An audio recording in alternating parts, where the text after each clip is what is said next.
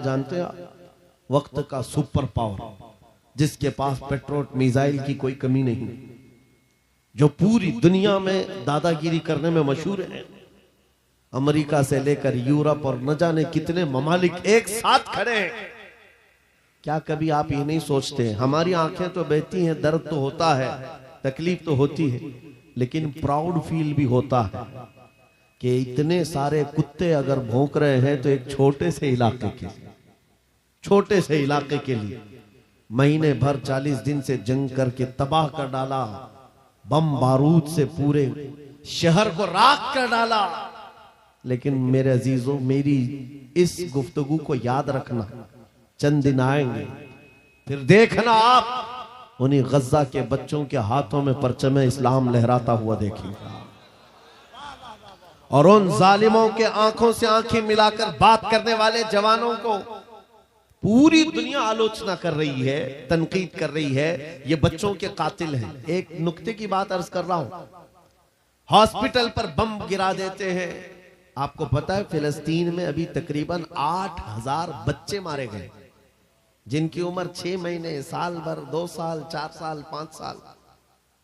बच्चों को कोई भी निजाम से ताल्लुक रखने वाला हो रहम की नजर से देखता, किसी भी धर्म वाला हो, लेकिन ये जालिम क्यों बच्चों को मार रहे हैं पता है? वजह सिर्फ ये है, वो खौफ सता रहा है जो इकबाल ने 100 साल पहले कहा था, सुना है कुदसियों से मैंने कि वो शेर फिर होशियार होगा। इकबाल ने कहा था, सुना है कुदसियों से मैंने कि वो शेर फिर होशियार होगा। कौन सा शेर? निकल करके सहरा से जिसने उलट दिया था तख्ते रोमा को। क्या बात है, वाह वाह वाह। वो शेर फिर होशियार होगा। ये इजराइली वही काम कर रहे हैं जो इनके बाप दादा फिरौनी ताकत किया करते थे। फिरौन को नुजूमियों ने बताया था कि एक बच्चा पैदा होगा जो तेरी सल्तनत को हिलाक कर देगा, और इस खौफ से उसने 1 साल के अंदर 12,000 बच्चों को कत्ल कर डाला था। नुजूमियों ने बताया था फिरौन के ख्वाब की ताबीर में 12,000 बच्चों को कत्ल कर डाला, लेकिन जो बच्चा इसकी सल्तनत को हिलाक करने वाला था वो मूसा अलैहिस्सलाम थे। पैदा भी हुए हैं और फिरौन के घर में ही अल्लाह ने उनको पाला। आपको पता है, तफसीर उठा करके देख लें, जब हजरत मूसा अलैहिस्सलाम की माँ, उनकी विलादत का वक्त करीब आया तो तहखाने में गई, बेटा पैदा हुआ। हालात ऐसे थे कि फिरौन जो भी बच्चा पैदा होता ज़बह कर देता था। कुरान में आया, युज़ब्बिहून अब्नाअहुम व यस्तहयून निसाअहुम। लड़की पैदा होती तो जिंदा छोड़ देते थे, बेटा पैदा होता तो ज़बह कर देते थे। अब मूसा अलैहिस्सलाम जब पैदा हुए तो क्या किया? खुदा की तकदीर और उसकी हिकमत के फैसले आपको मैं बता रहा हूं, तफसीर से ताल्लुक रखने वाली बात। अल्लाह ताला ने मूसा अलैहिस्सलाम की माँ के दिल में ये बात डाला कि एक लकड़ी के संदूक में इनको रख करके दरिया में बहा दो। और रबतना अला कुलूब, अल्लाह ताला फरमाता है कि हमने उनके दिल को बांध दिया, मजबूत किया। किसको? हजरत मूसा की माँ को। उन्होंने एक संदूक में मूसा अलैहिस्सलाम को रखा और दरिया में बहा दिया। मूसा अलैहिस्सलाम की बड़ी बहन बहते हुए संदूक का पीछा करते हुए जा रही थी, देख रही थी कहां गया है संदूक। सीधे फिरौन के बागीचे के किनारे जाकर लग गए। फिरौन की औलाद नहीं थी, फिरौन की बीवी वो बागीचे में टहलने आई थी, देखा एक संदूक आकर लगा है, गुलाब जैसा हसीन बच्चा है, उठा लिया, प्यार किया और लेकर के आई। फिरौन से कहने लगी कि हम इसको अपना बेटा क्यों ना बना ले। पहले फिरौन तो डरा कि कहीं वो मेरी सल्तनत को हिलाक करने वाला बच्चा ये तो नहीं है। बीवी ने कहा, कैसी बात करते हो, ये तो दरिया से बह कर के आया है, तुम्हें पता नहीं मौला कहां से बहाकर तुम्हारी हिलाकत को लाए। तुम्हारी हिलाकत कहां से आएगी तुम्हें अंदाजा भी नहीं है। सुनो मेरी बात को। फिरौन ने बीवी की बात मान ली। मूसा अलैहिस्सलाम की परवरिश फिरौन के घर में हो रही है, फिरौन के घर में, और वो भी किस शान से। मूसा अलैहिस्सलाम पैदाइशी बच्चे हैं, दूध पिलाने की बात आई तो किसी दाया का दूध आप पकड़ते नहीं। मूसा अलैहिस्सलाम की बहन भी वहां खड़ी सब देख रही थी। फिरौन की बीवी से कहा, मैं एक दाया को जानती हूं जिसका दूध हर बच्चा पकड़ लेता है। कहा बुला लाओ, हम शाही खजाने से उसे इनाम भी देंगे। वो गई और अपनी माँ को ले आई, अपनी माँ को ले आई। मूसा अलैहिस्सलाम अपनी माँ के गोद में गए, जैसे ही सीने से लगाया दूध पीने लग गए। बादशाहत में खुशी, और मूसा अलैहिस्सलाम की माँ को इनाम और इकराम भी दिया गया। हर बच्चे की परवरिश के लिए मूसा अलैहिस्सलाम की माँ को फिरौन के घर में रखा गया। तुम्हें पता है रब तबारक व तआला की हिकमत के फैसले। वमकरू वमकरल्लाह वल्लाहु खैरुल माकिरीन। मेरा रब फरमाता है काफिर मंसूबा बनाते हैं और अल्लाह खुफिया तदबीर करता है, और रब की खुफिया तदबीर गालिब आती है। मूसा अलैहिस्सलाम जवान हुए फिरौन के घर में, फिरौन के घर में जवान हुए। उसके बाद फिर आपने जब अपनी नबूवत के बाद दावत हक पेश की तो फिरौन जानी दुश्मन हुआ। उसके बाद जो हालात हुए आपको पता है। फिरौन मूसा अलैहिस्सलाम को मारने के लिए पूरी फौज लेकर पीछे निकला। मूसा अलैहिस्सलाम समंदर में चल करके आगे गए, रास्ते आपके लिए खुल गए। फिरौन भी उसी रास्ते पर आया। अल्लाह फरमाता है कि हमने समंदरों को मिला दिया, गर्क कर दिया फिरौन को। एक छोटी सी तारीख में आपको बता रहा हूं, 12,000 बच्चों का कत्ल किया इस डर से कि मुझे हिलाक करने वाला बच्चा ना पैदा हो। लेकिन जो बच्चा तेरी सल्तनत को हिलाक करने वाला था वो तेरी नाक के नीचे परवरिश पा रहा था। आज इन जालिमों ने गद्दा के हजारों बच्चों को सिर्फ इसलिए मारा है कि ये बड़े होकर के मुजाहिद ना बन जाए, ये बड़े होकर के हमें आंख दिखाने वाले ना बन जाए। और बाज़ाब्ता स्टेटमेंट में ये कहते भी हैं इन बच्चों को कत्ल करने से हमें कोई खौफ नहीं, कोई आपत्ति नहीं है, कोई तकलीफ नहीं है, इसलिए कि बड़े होकर के ये हमें आंख दिखाने वाले बनेंगे। ये डर तुम्हारा बता रहा है।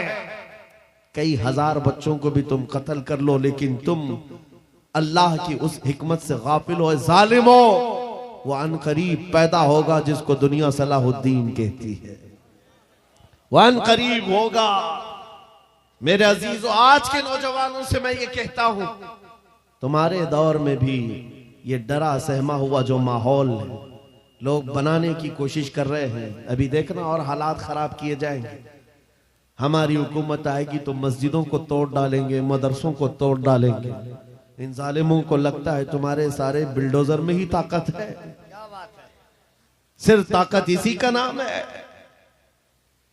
राज मिल जाए, तख्त मिल जाए, उस वक्त कुछ लोगों के ऊपर जुल्म करना आसान है, जिस तरह चंगेज ने भी किया, हलाकू ने भी किया, बड़े बड़े जालिमों ने किया है, और उनका हशर भी तुम्हें मालूम होना चाहिए। इंशाअल्लाह वो वक्त आएगा जब खसो खाशात की तरह तुम बहा दिए जाओगे, अखबारों में तुम्हारा नाम तक ना होगा। और अगर कुछ बाकी रहेगा तो क्या रहेगा? न घबराओ मुसलमानों, अभी खुदा की शान बाकी है, अभी इस्लाम जिंदा है, कुरान बाकी है। ये जालिम काफिर क्या समझते हैं जो रोज हमसे उलझते हैं? अरे अभी करबला का आखिरी मैदान बाकी है। नारे तकबीर, नारे रिसालत, मुहाफिज़े नामूसे रिसालत, मसलके आला हजरत। नौजवानों, इस यकीन के साथ और ईमान के साथ अपनी जिंदगी को आगे बढ़ाओ। खुदारा मैं तुमसे कहता हूं, अगले दिनों के बाद जब तुम्हारे इम्तिहान का वक्त आएगा, हर उस्ताद अपने बच्चे को इम्तिहान की तैयारी करा रहा होता है। बेटा सवालात ऐसे आएंगे, टाइम इतना होगा, स्क्वाड भी होंगे, चेक करने वाले एग्जाम हॉल में बार बार आएंगे, तुम्हें देखेंगे। उस वक्त तुम खौफ से अपने हाथ में कपकपी नहीं पैदा करना, दिल को जमाना और अपना इम्तिहान मुकम्मल करना। यह हर उस्ताद अपने बच्चों को तरकीन करता रहता है। अजीज़ान गिरामी वक़ार, इस मिंबरे नूर से मैं आपको इस बात की तलकीन करके जाता हूं, इम्तिहान की घड़ी अनकरीब आने वाली है, आपके साथ भी। और जो इम्तिहान तुम्हारा होगा वो इस्तिकामत का इम्तिहान होगा, तुम्हारे ईमान पर जमे रहने का, तुम्हारे डटे रहने का इम्तिहान होगा। देखना बहुत सारे पार्टी बदल लेंगे, बहुत सारे मसलहतों की पर्दों में छुप जाएंगे, बहुत सारे लोग किसी की धोती में पना ले रहे होंगे, कोई किसी की साड़ी में पना ले रहा होगा। लेकिन जो आशिक़ मुस्तफा है वो बढ़ चढ़ करके ये ऐलान कर रहा होगा अपना सब कुछ गुंबद खजरा कल भी था और मेरे नबी से मेरा रिश्ता कल भी था और बस इस बात के साथ तुम्हें जमे रहना है, यकीन के साथ, एतमाद के साथ। अजीज़ान गिराम वक़ात, कौन सी ऐसी ताकत है, कौन सी ऐसी कुव्वत है जिसने इस्लाम को खत्म किया या खत्म करने की ताकत रखती है? अल्लाह करीम जल्ल शानुहु खुद कुरान पाक में फरमाता है, युरीदूना लियुत्फिउ नूरल्लाहि बिअफ़वाहिहिम व यअबल्लाहु इल्ला अन युतिम्मा नूरह। अल्लाह फरमाता है ये जालिम अपने मुंह के फूंकों से इस्लाम के चिराग को बुझाना चाहते हैं और अल्लाह तबारक व तआला इस चिराग को मुकम्मल करके रहेगा। दीन इस्लाम, अभी आप सुन रहे थे, इस्लाम था, इस्लाम है, इसके साथ कुछ नहीं होना है, आपका इम्तिहान होना है। हमारे मरने के बाद अल्लाह ताला इस दीन की हिफाजत के लिए औरों को पैदा करेगा। वो कादिर मुतलक चाहे तो सख्त जानी दुश्मनों से भी ईमान वाले पैदा कर सकता है। हाँ, ये बात याद रखिए आप। ततारी जिन्होंने बगदाद को हिलाक करके रखा था, रब तबारक व तआला ने उन्हीं के सीनों में ईमान की दौलत दी और वो मुहाफिज़े इस्लाम बन गए। हमारे दौर में भी जितने आतंक मचा रहे हैं, कल इनके बच्चे ये नारा लगाएंगे, इस्लाम था, इस्लाम है, इस्लाम रहेगा। हाँ, जितने आतंकवादी हैं सब नारा लगाएंगे इंशाअल्लाह। आप इंतजार करें इस बात का, लेकिन तुम अपने इम्तिहान में जमे रहो, डटे रहो। अगर तुमने नबी पाक सल्लल्लाहु अलैहि वसल्लम के इस दीन के साथ, इस शरीयत के साथ नाइंसाफी की तो कल मेरे आका को क्या जवाब दोगे? कल मैदान क़यामत में तुम्हें खड़े होना है, हुजूर पाक सल्लल्लाहु तआला अलैहि वसल्लम की बारगाह में जवाब देना है। अगर मेरे आका ने पूछ लिया कि जिस वक्त मेरी शरीयत पर हमले हो रहे थे, जिस वक्त मेरे दीन को कुत्ते नोचने की कोशिश कर रहे थे, ऐ नौजवान बता तू मेरी सुन्नतों के साथ कितना अमल कर रहा था? तुम क्या जवाब दोगे? आका, मैं आपकी दाढ़ियां निकाल करके गटर नालियों में फेंकता था, मैं यहूदियों और ईसाइयों के तरीकों पर चलता था। क्या तुम नबी पाक को यह जवाब दोगे? आका, रात भर में गाने सुन करके सोता था, सुबह फजर की नमाज कज़ा करता था, ये जवाब दोगे? क्या जवाब दोगे? आपके पास अगर जवाब नहीं देने की ताकत है तो आज ही बदल डालो, जिंदगी बदल डालो, आज इनकलाब ले आओ। देखना, मैं अक्सर ये बातें कहता हूं ना, मैं चाकू छुरी की बात करता हूं, ये तो शायर लोग तलवार उठाने की भी बात करते हैं। हाँ, ये कहते भी हैं समझौता नहीं होगा, तलवार उठ जाएगी। मैं तो तलवार की भी बात नहीं करता। अरे प्लास्टिक का ब्लेड भी रख लो तो कल को हमको आतंकवादी घोषित कर दे। बम, बारूद, बंदूक, किसी चीज की बात नहीं करता, सिर्फ इतनी बात करता हूं, नबी पाक के इश्क में मलबूस होकर तुम सिर्फ रास्तों में चलते फिरते रहोगे, तुम्हारी चलत फिरत से कई कीड़े यूं ही मर जाएंगे। हक है, वाह वाह, बहुत खूब। हुजूर पाक की सुन्नतों में वो दम है, वो असर है, तुम्हारी चलत फिरत से कई कीड़े फना हो जाए।